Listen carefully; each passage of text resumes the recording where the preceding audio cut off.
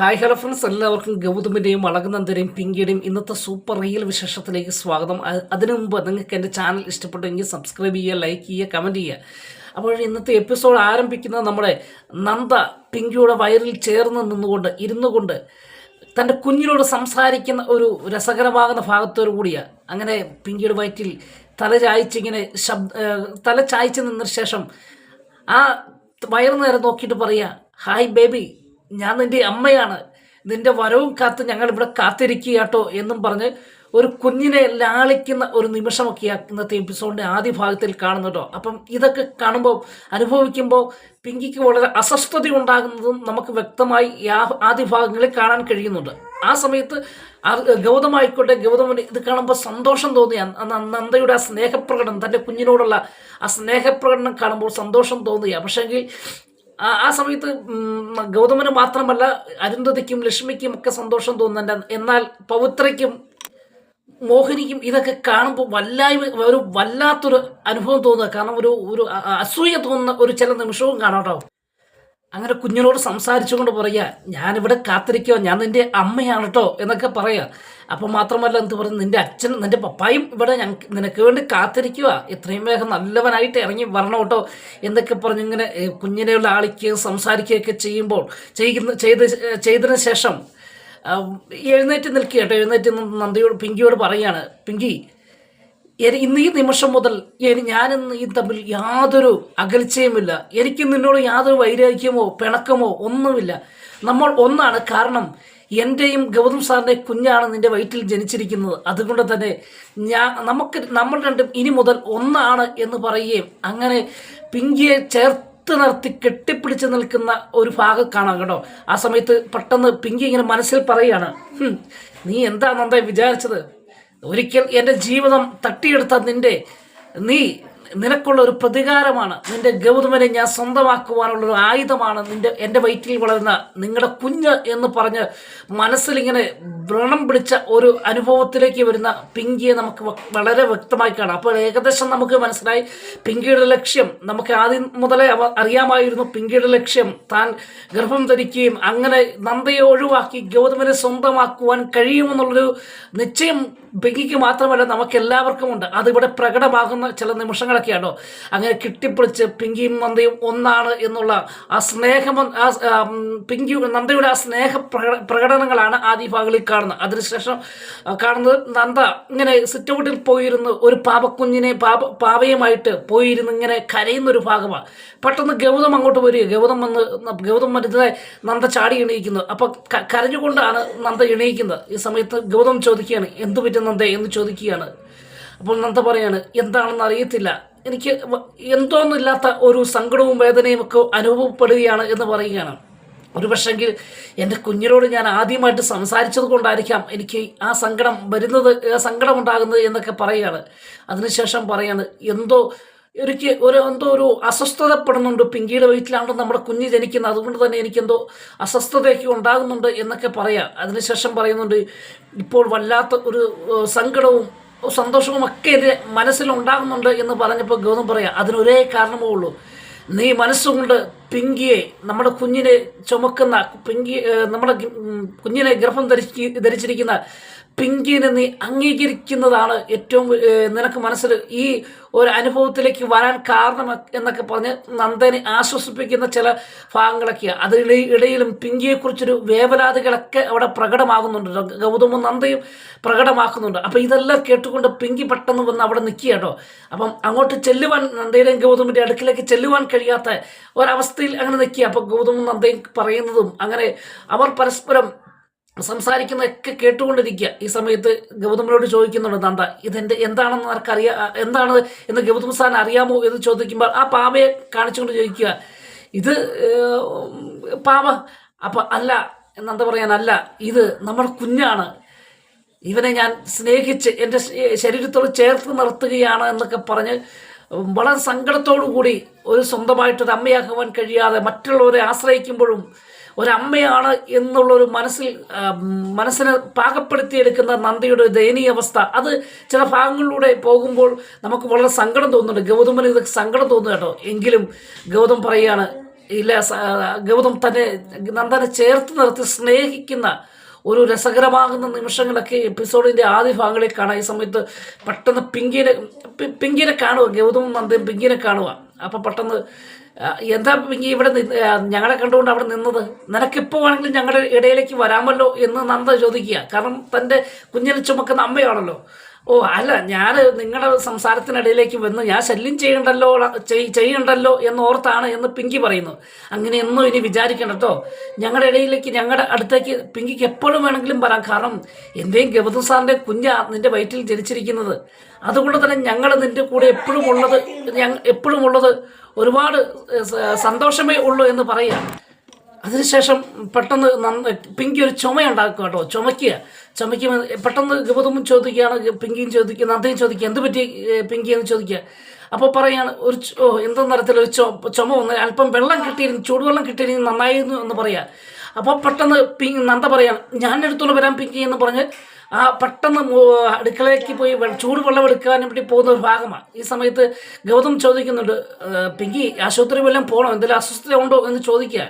അപ്പം അത് കുഴപ്പമില്ല ഗൗതം എന്ന് പറയുകയാണ്. അപ്പോൾ സമയം പെട്ടെന്ന് എന്നിട്ട് പിങ്കി ഗൗതമനോട് പറയുക, എനിക്ക് ഗൗതമനോട് അല്പസമയം ഒറ്റയ്ക്ക് സംസാരിക്കാൻ വേണ്ടിയായിരുന്നു എന്ന് പറയുകയാണ്. അപ്പോൾ ഗൗതമൻ എന്തോ പന്തി കിടന്നുണ്ട്. മനസ്സുകൊണ്ട് അത്ര പിങ്കിയുമായിട്ട് അടുത്ത് സംസാരിക്കുവാനോ അടുത്ത് നിൽക്കുവാനോ നന്ദയെപ്പോലെ ഗൗതമനത്ത് താല്പര്യക്കുറവ് പ്രകടമാകുന്നുണ്ട് കേട്ടോ. ഗൗതമൻ്റെ മുഖത്തിൽ നമുക്ക് കാണാൻ കഴിയുന്നുണ്ട്. അങ്ങനെ അപ്പോൾ പെട്ടെന്ന് എന്താണ് ചോദിക്കുമ്പോഴത്തേക്ക്, നിങ്ങളുടെ കുഞ്ഞാണ് എൻ്റെ വയറ്റിൽ ജനിച്ചിരിക്കുന്നത് അറിയാമല്ലോ എന്ന് ചോദിക്കുക. അത് എൻ്റെയും നന്ദയുടെയും കുഞ്ഞാണല്ലോ പിങ്കിയുടെ വയറ്റിൽ ജനിച്ചിരിക്കുന്നത് എന്ന് പറയുക എന്ന് ഗൗതം തിരിച്ചു പറയുക. ഈ സമയത്ത് പെട്ടെന്ന് പറയാൻ ഗൗതമിന് പഴയ പോലെ എന്നോട് ദേഷ്യമൊക്കെ ഉണ്ടോ എന്ന് ചോദിച്ചു. ഞാനെന്തിനാ പിങ്കി ദേഷ്യപ്പെടുന്നത്? അല്ല, ഒരിക്കൽ നമ്മൾ സ്നേഹിച്ചിരുന്നു, പിന്നെ നമ്മൾ അകന്നു. ഒരുപാട് ഗൗതമിനെ ഞാൻ ഒരുപാട് മനസ്സിൽ നിന്ന് പറിച്ചെടുത്ത് അർജുനെ സ്വീകരിച്ചു. വീണ്ടും എനിക്കതൊക്കെ നഷ്ടമായി.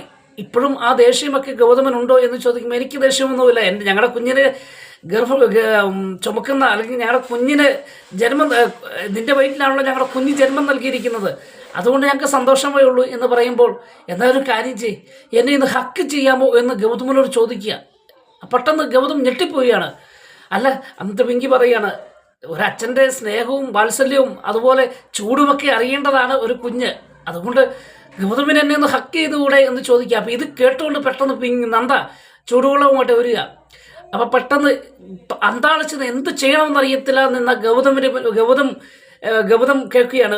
ഗൗതമിൻ്റെ മുന്നിലേക്ക് നന്ദ ഓടി വന്നിട്ട് പറയാണ്, പിങ്കി എന്ന് പറയുമ്പോൾ പെട്ടെന്ന് പിങ്കി ഞെട്ടുകയാണ്. അപ്പോൾ ചോദിക്കുകയാണ്, അതൊക്കെ എന്നോട് പറയണ്ടേ? ഇത് ഗൗതം സാർ തന്നെ ഹക്ക് ചെയ്യണമെന്നൊന്നുമില്ല, അമ്മ ഹക്ക് ചെയ്താലും മതി എന്ന് പറഞ്ഞ് പിങ്കിയെ ചേർത്ത് പിടിച്ച് ഹക്ക് ചെയ്യുന്ന അല്ലെങ്കിൽ കെട്ടിപ്പിടിക്കുന്ന ഒരു രസകരമാകുന്ന നിമിഷമാണോ. അപ്പം പിങ്കിയുടെ പ്ലാൻ അവിടെ പൊളിഞ്ഞു പോവുക. ഗൗതമനെ കൊണ്ട് തൻ്റെ ശരീരത്തിൽ ഒന്ന് കെട്ടിപ്പിടിപ്പിക്കുക അല്ലെങ്കിൽ ഹക്ക് ചെയ്യിക്കുക എന്നത് പിങ്കിയുടെ വലിയൊരു ലക്ഷ്യമായിരുന്നു. ഇതിനിടയിൽ പെട്ടെന്ന് നന്ദ അങ്ങോട്ട് കയറി വരികയും ഗൗതം സാർ തന്നെ ഹക്ക് ചെയ്യുക, അച്ഛൻ തന്നെ ഹക്ക് ചെയ്യണമെന്നൊന്നുമില്ല, അമ്മ ഹക്ക് ചെയ്താലും മതിയെന്ന് പറഞ്ഞ് നന്ദ പിങ്കിയെ കെട്ടിപ്പിടിക്കുകയും അതിൽ അസ്വസ്ഥതപ്പെട്ട് പിങ്കി അവിടുന്ന് പോകും ഒരു ദേശീയ പ്രകടനം നടത്തി അല്ലെങ്കിൽ പ്രകടമാക്കുവാൻ കഴിയാതെ മനസ്സിൽ ദേഷ്യത്തോടുകൂടി പോകുന്നൊരു ഭാഗമൊക്കെയാണ് കാണുന്നത് കേട്ടോ. അതിനുശേഷം കാണുന്നത് നമ്മൾ കാണാൻ പോകുന്നത് രസകരമാകുന്ന ചില നിമിഷമാണ്.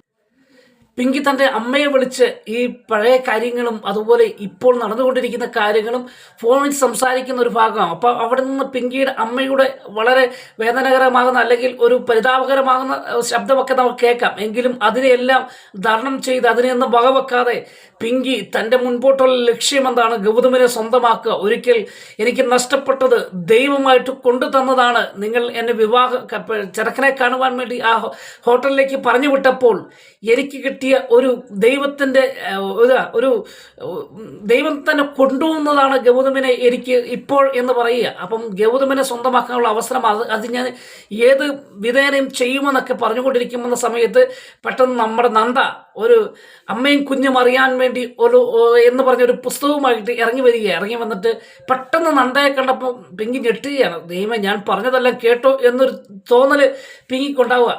അപ്പം നന്ദ ചോദിക്കുക, ഈ ആരെ വിളിച്ച പിങ്കി എന്ന് ചോദിക്കുമ്പോൾ എന്തോ അന്നേരം പിങ്കിക്കുമ്പോൾ എന്തോ തോന്നുക. എന്താ നന്ദ നീ ചോദിച്ചാൽ, അല്ല ആരെയാണ് നീ ഫോൺ വിളിച്ചതെന്ന് ചോദിക്കുക. അപ്പോൾ പെട്ടെന്ന് ഇങ്ങനെ എപ്പോഴും ഫോണൊന്നും വിളിക്കല്ലോ കേട്ടോ, കാരണം നിന്റെ വയറ്റിൽ ജനിക്കുന്ന കുഞ്ഞ് അത് ഞങ്ങളുടെ കുഞ്ഞാണ്, അതുകൊണ്ട് എപ്പോഴും ഫോണൊക്കെ വിളിച്ചുകൊണ്ട് നടന്നു കഴിഞ്ഞാൽ അത് കുഞ്ഞിന് ഒരുപാട് ദോഷങ്ങളുണ്ടാകും, അതുകൊണ്ട് ഒത്തിരി ഫോൺ വിളിക്കില്ല കേട്ടോ എന്ന് പറഞ്ഞ ഒരു നിർദ്ദേശവുമായിട്ടാണ് നന്ദ ഇറങ്ങി വരുന്നത്. അപ്പം പിങ്കിക്ക് മനസ്സിലായി താൻ ഫോൺ വിളിച്ചുകൊണ്ടിരുന്ന വളരെ നന്ദയ്ക്ക് അത് കേട്ടിട്ടില്ല എന്ന് തോന്നുക. എന്നിട്ട് പറയാണ് ഇപ്പോൾ എന്താണ് നന്ദയ്ക്ക് വേണ്ടതെന്ന് പിങ്കി ചോദിക്കുമ്പം, അതെ ഞാൻ വന്നതേ ഈ അമ്മയും കുഞ്ഞും അറിയാൻ വേണ്ടി അവരെന്താണ് ചെയ്യേണ്ടത്, അവരെന്തൊക്കെ ചെയ്യല് എന്നതിനെക്കുറിച്ചൊരു പുസ്തകം ഉണ്ട്, അത് നിനക്ക് തരാൻ നിന്നെ നീ ഒന്ന് വായിച്ച് പഠിക്കണം എന്ന് പറഞ്ഞ് പിങ്കിക്ക് നേരെ ആ പുസ്തകം നീട്ടുന്നൊരു ഭാഗമുണ്ടോ. അപ്പം പിങ്കി പറയാണ് എനിക്കിതൊന്നും ആവശ്യമില്ല, അത് അത് നീ വേണമെങ്കിൽ പഠിച്ചാൽ മതി എന്ന് നന്ദയോട് പറയുകയും, അപ്പം നന്ദ പറയാണ് നീയല്ലേ ഗർഭിണിയായിരിക്കുന്നത്, അപ്പം നീയല്ലേ ഇതൊക്കെ ചെയ്യേണ്ടത്, എനിക്കിതൊക്കെ അറിയാം, നീ വേണമെങ്കിൽ നീ അത് പഠിക്കുക, പ്രായോഗികമാക്കേണ്ട എന്തെങ്കിലും ഉണ്ടെങ്കിൽ അത് പറഞ്ഞാൽ മതി എന്ന് പറഞ്ഞ് ദേഷ്യത്തോടു കൂടി പിങ്കി അവിടുന്ന് പോകുന്ന ഒരു ഭാഗമാണ്.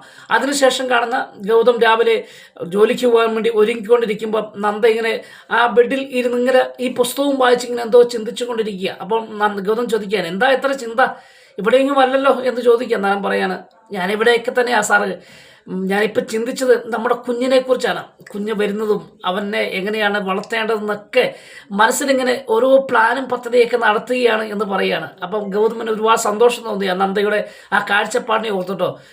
കുഞ്ഞ് ജനിക്കുന്നതിന് മുമ്പ് തന്നെ സ്വന്തം അമ്മയായ നന്ദയ്ക്ക് ആ കുഞ്ഞിനെക്കുറിച്ച് വളരെ വേവലാതിയും അതുപോലെ ഒരു അംബീഷനും ഒക്കെ അവിടെ പ്രകടമാക്കുന്ന ഒരു ഭാഗമാണ്. അപ്പം പെട്ടെന്ന് പിന്നീട് കാണുന്നത് ഗൗതമും നന്ദയും ആ സന്തോഷ നിമിഷത്തിൽ അവർ ബെഡ്റൂമിൽ അവർ പരസ്പരം കുഞ്ഞിനെക്കുറിച്ച് സംസാരിക്കുകയും കുഞ്ഞിനെ എങ്ങനെ വളർത്തണം, കുഞ്ഞിനെ അവനെങ്ങനെ ആയിരിക്കണം അല്ലെങ്കിൽ അവളെങ്ങനെ ആയിരിക്കണം എന്നൊക്കെ പറഞ്ഞുകൊണ്ടും ഇരിക്കുന്ന സമയത്ത് നന്ദ പിന്നും അസ്വസ്ഥതമാകുന്നുണ്ട്. പിങ്കിയുടെ വയറ്റിൽ തന്നെ ഈ കുഞ്ഞ് ജനിക്കുന്നതുകൊണ്ട് അത് പ്രകടമാക്കുന്ന സമയത്ത് ഗൗതം നന്ദയെ ചേർത്ത് നിർത്തി, സാരമില്ല നമുക്ക് എല്ലാം ദൈവത്തിൻ്റെ വിധി പോലെ ആകട്ടെ എന്നൊക്കെ പറഞ്ഞ് നന്ദയെ ആശ്വസിപ്പിച്ച് തൻ്റെ തോളത്തോട് അല്ലെങ്കിൽ തൻ്റെ ചങ്ങിലോട് ചേർത്ത് നിർത്തുന്ന ഒരു ഭാഗത്തോടു കൂടിയൊക്കെയാണ് ഇന്നത്തെ എപ്പിസോഡ് അവസാനിക്കുന്നത്. എന്തായാലും ഇന്നത്തെ എപ്പിസോഡിൽ പിങ്കിയുടെ പ്ലാനുകൾ പൊളിച്ചെടുക്കിയ നന്ദയും അതുപോലെ കുഞ്ഞിനെക്കുറിച്ച് കൂടുതൽ വേവലാതിയും അല്ലെങ്കിൽ കൂടുതൽ കാഴ്ചപ്പാടുമായിട്ട് പരസ്പരം ഭാര്യ ഭർത്താവും കാര്യങ്ങൾ ഷെയർ ചെയ്യുന്ന ഒരു രസകരമാകുന്ന നിമിഷവുമൊക്കെയാണ് ഇന്നത്തെ എപ്പിസോഡിൽ കാണാൻ പോകുന്നത്. വീണ്ടും വൈകുന്നേരം പ്രമോ വിശേഷവും രാവിലെ റിയൽ വിശേഷമൊക്കെ ആയിട്ട് വരുന്നുണ്ട്. അപ്പോൾ ഞങ്ങൾക്ക് എൻ്റെ ചാനൽ ഇഷ്ടപ്പെടണമെങ്കിൽ സബ്സ്ക്രൈബ് ചെയ്യുക, ലൈക്ക് ചെയ്യുക, കമൻറ്റ് ചെയ്യുക. വീണ്ടും കാണും വരെ എല്ലാവർക്കും ഗുഡ് ബൈ.